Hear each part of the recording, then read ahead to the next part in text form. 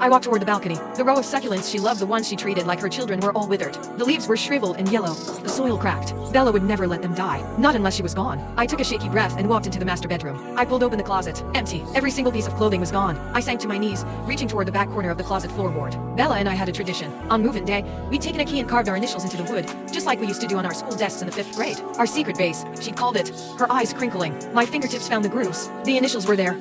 B plus J. But next to them, someone had scratched a series of numbers, not a date, not a phone number. 302 minus 2 minus 401. I sat on the floor of that empty closet, staring at those numbers for what felt like hours. 302 minus 2 minus 401. It wasn't a phone number too short. It wasn't a birthday. What was she trying to tell me? I broke it down in my head. 302, 2, 401. 302 minus 2 minus 401. I stood up so fast I got dizzy. Bella grew up in an old neighborhood on the south side. Before the developers started tearing it down, I'd been to her house hundreds of times. Building 302, entrance 2, apartment 401. Every time I'd go over to play, her mom would lean out the window and shout, "Bella, your friend is here." But that complex had been scheduled for demolition 3 years ago. Her family had moved out ages ago. Why would she carve that address here? What was waiting for me at the ruins of her childhood home? I sprinted out of the condo. The drive to the south side took 40 minutes. I gripped the steering wheel so hard my hands cramped. As I approached a highway ramp, I checked my rearview mirror. A white van was behind me. It was keeping a steady distance, not tailgating, just there. I tried to ignore it and merged onto the expressway. The van merged too. I switched lanes. The van switched lanes. My heart started thudding against my ribs. I took the next exit, made 3 quick turns, and ducked into a side street. The van was still there. Sweat poured down my back. I swerved into a mall parking garage,